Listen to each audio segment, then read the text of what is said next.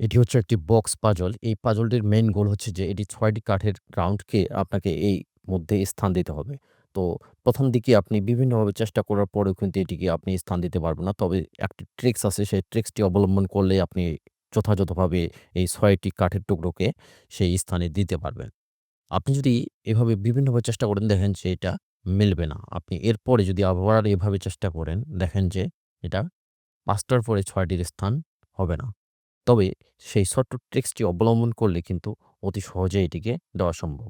দেখেন যে আরো যদি আপনি বিভিন্নভাবে এটিকে একটু বটম, আরেকটি এভাবে দিয়ে যদি চেষ্টা করেন, তারপরেও কিন্তু আপনি এভাবে স্থান দিতে পারবেন না।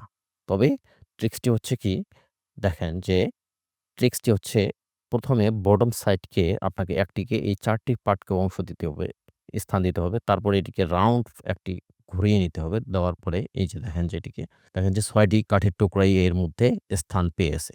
ধন্যবাদ। এই ধরনের ভিডিও ভালো লেগে থাকলে please subscribe and follow me.